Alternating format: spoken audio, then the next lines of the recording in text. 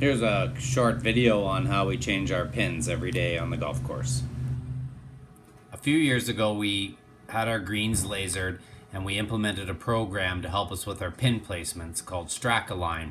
You can see here on the 6th green all the available pin placements. What Strakaline did was pick anything that they figured was fair, which was a 3-foot by 3-foot square around each pin, and as long as that was flat, it would pick those spots. So some of these spots down in the bottom here, you can see are right on the ridge of the front of 6 and are pretty hard pins. So what we've done this year is we've put our own rotation out there of 25 pins that we can move around on a 25-day location and actually put them wherever we want. So this year, this is what we're doing. We're trying to pick the fairest spots on the greens, and we'll start moving them around.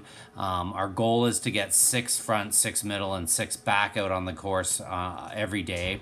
Or as close to that number as we can, because some greens like this one don't have any front pin placements on it, so it's hard to get that rotation to come true. But as you can see here, the slope with the lighter colors, so the light blue is 1 to 2%, which is pretty fair for any putt, and then as you get into the darker greens, it gets up to 3 to 4%. So those will be trickier putts and harder to putt on when the greens are rolling fast. So this year, this is what we're doing, and hopefully we can keep it going and try to put the fairest pin placements and have a good balanced rotation of different locations on the green. The software generates a pin placement sheet that we can give to our cup setter for accurate pin placements every day. Now that we know the location, the pin setter will pace off the exact spot and get ready to cut today's hole.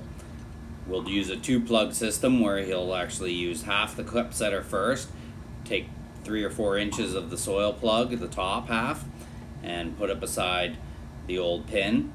Then he'll proceed to go down all the way now and grab the bottom half of the plug. He'll end up grabbing the cup and pulling out the cup and the pin from yesterday, and now move it to the new location. So we'll bring the cup to the new location. We'll use a standard cup set, which sets the level at regulation depth. You can see it's got a rim on it, so once he steps it in, there's the regulation depth. We'll check the flag stick to make sure it's level. If it isn't, he'll correct it at this time. The next step will be painting. We'll put a fresh coat of whole paint around it every day. You can see here he's just going to work his magic. Nice even coat. And you can see this cup from anywhere on the green. Now the final part and the hardest part is to try to make yesterday's plug disappear. You'll have to use a ton of water to rehydrate the edges because they'll get dried out and worn out from the day of play, and you'll use several different tools to knit this in and make it disappear. The goal is to be able to set a pin a couple feet away from it the next day and not have anybody know that there was an old cup there.